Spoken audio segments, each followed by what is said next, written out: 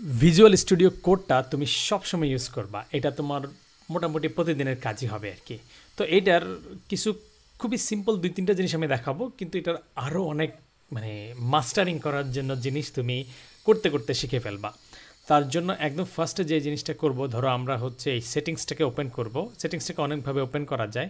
একটা উপায় হচ্ছে তুমি যদি এই যে Ctrl+Shift+P এই চাপ দাও, তাহলে তুমি ভিজুয়াল স্টুডিও যত কমান্ড আছে এগুলো ধরে ধরে তুমি দেখতে পারবা। কোনটা যদি এই শর্টকাট কির জানা লাগে তুমি দেখতে পারবে। এই যে এই আন্ডু করার জন্য তুমি কি করবা, Ctrl+U, এবং তুমি যদি এটাকে রিস্টার্ট দিতে চাও Ctrl+Shift+F5, এরকম অনেক শর্টকাট কি এবং কি কি করানো যায় সব কিছু তুমি এখান থেকে দেখতে পারবা।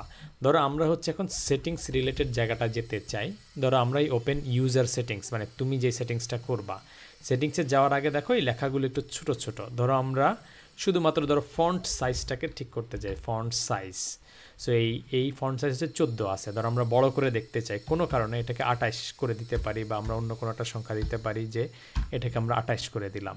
তারপরে তুমি হচ্ছে এক্সটেনশন বা এখানে সেখানে অনেকগুলো জায়গায় চেঞ্জ করতে পারো। এই কনসোলের কত হবে এখানে তুমি দিয়ে দিলা যে আচ্ছা এটা আমার 25 হওয়া দরকার। তারপরে হচ্ছে তুমি টার্মিনালেরটাকে যদি বাড়াইতে চাও যেটা 24 হও, তাহলে সে কিন্তু এই ধরে ধরে এই যেখানে যেখানে ফন্ট সাইজ বা ফন্ট রিলেটেড জিনিস চেঞ্জ করা লাগতে পারে সেটা তুমি এখান থেকে চেঞ্জ করে ফেলতে পারো।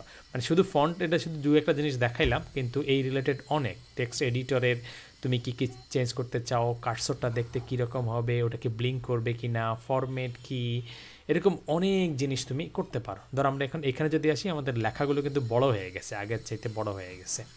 বা এই জায়গাটা যদি তুমি লেফট সাইডের জিনিসটাকে যদি স্টপ করতে চাও, তুমি Ctrl+B চাপ দিতে পারো এখানে, বা এই জায়গাটায় ক্লিক করলে এটা বন্ধ হয়ে যাবে। তুমি দুইটা উইন্ডো আছে, এটা ধরে হচ্ছে তুমি এই অর্ধেক ভাগাভাগ করে ফেলতে পারো, যেটা আমরা অনেকবার দেখছি। চাইলে তুমি আরও অনেক ভাগ করতে পারো। ধরো আমি style.css এটা খুললাম, তুমি যদি হচ্ছে এভাবে ওপেন করতে থাকো, এই যে বাঁকা আছে তখন এটা রিপ্লেস হয়ে যাবে। ধরো ওই জায়গাটায় আমি রিডমি খুললাম, এটা চেঞ্জ হয়ে যাচ্ছে। যদি এটাকে তুমি পার্মানেন্ট রাখতে চাও, তাহলে এটাতে তুমি ডাবল ক্লিক করে দাও, দেখো এটা খাড়া খাড়া হয়ে যাবে, তখন আর ওই জায়গাটায় চেঞ্জ হবে না, অন্যটা খুললে সেটা নতুন ট্যাবে ওপেন হবে। সো এই টাইপের কিছু জিনিস করতে করতে কাজ হবে হবে না, কিন্তু তুমি আস্তে আস্তে জানতে পারবা আর কি।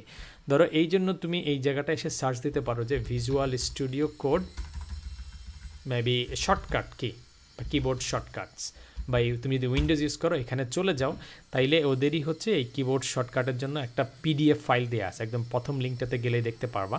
তোমার যদি প্রিন্টার থাকে তাহলে এই জিনিসটা প্রিন্ট করে তুমি তোমার টেবিলের সামনে রেখে দাও, এবং মাঝে মধ্যে যখন শর্টকাট কি দেখবা সেটা কিবোর্ড দিয়ে করার চেষ্টা করো। করলে আস্তে আস্তে তোমার এই কিবোর্ড রিলেটেড ইফিসিয়েন্সি অনেক বেশি বেড়ে যাবে। সো এইটা তুমি ফলো করো, এবং এখানে অনেক ইন্টারেস্টিং জিনিস করা সম্ভব এই ভিজুয়াল স্টুডিও কোড দিয়ে আর কি। একটু একটা দুইটা জিনিস হয়তো আমি দেখাইলাম, কিন্তু আরও অনেক জিনিস তুমি করতে পারো ভিজুয়াল স্টুডিও কোডে। ধরো তুমি যদি আরেকটা জিনিস আমরা দেখি, ধরো এটাকে আমরা অফ করে দিলাম, দিয়ে আমরা এখানে একটা জিনিস আছে, ধরো আমরা ইউজ করছি যে অ্যাড ডিপোজিট বা ডিপোজিট অ্যামাউন্ট। এখানে আমরা এই অ্যাড ডিপোজিট বা ডিপোজিট অ্যামাউন্ট এটাকে আমরা চেঞ্জ করতে চাই। যদি আমরা কয়েক জায়গায় আছে, অনেক জায়গায় আছে, আমরা যদি জাস্ট এটাকে সিলেক্ট করি ডাবল ক্লিক করে, তারপরে Ctrl+F দেই, তাহলে বলে দিব যে এটা 3 জায়গায় আছে।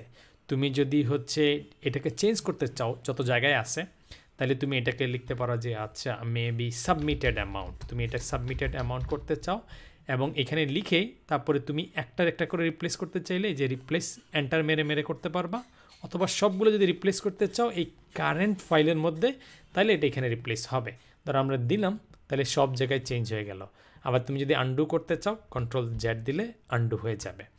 আর আবার তুমি যদি মাল্টিফুল ফাইলে চেঞ্জ করতে চাও, ধরো এখানে একটা ফাইল সেখানে আছে, ধরো হচ্ছে উইথড্র নামে একটা ক্লাস আছে, আবার এটা এই জায়গাটাও কোনো একটা জায়গায় আছে উইথড্র।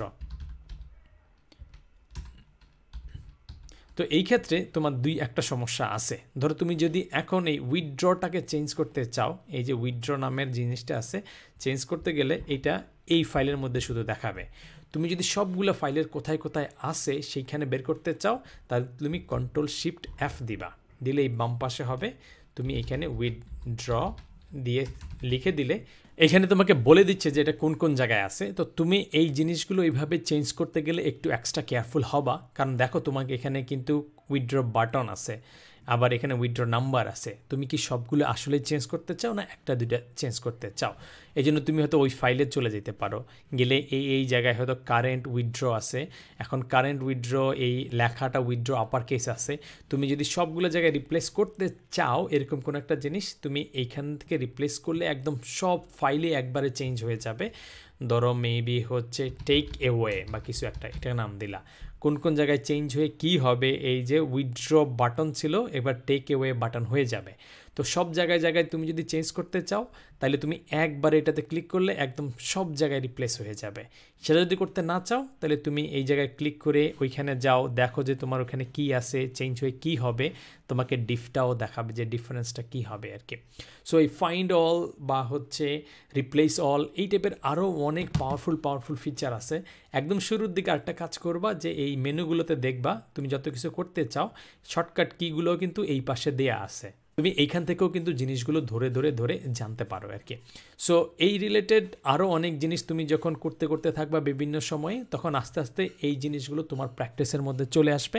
আপাতত শর্টকাট কি এর এই যে ফাইলটা আমি দেখাই দিলাম, এই জিনিসটা ধরে ধরে পুরোটা পড়ে ফেলো এবং করতে করতে করতে মাঝে মাঝে চেষ্টা করো যে আচ্ছা আমি খুঁজে বের না করে শর্টকাট দিয়ে করতে চাই, মুখস্থ হয়ে যাবে করতে করতে, এবং একটা সময় পরে আর তোমার চিন্তাও করা লাগবে না, ওভারঅল জিনিসটা তোমার মানে মাসল মেমোরিতে চলে আসবে, তখন আর তোমার চিন্তা করা লাগবে না। তো এইটুকুই থাকলো এই ভিডিওতে, দেখা হবে নেক্সট ভিডিওতে।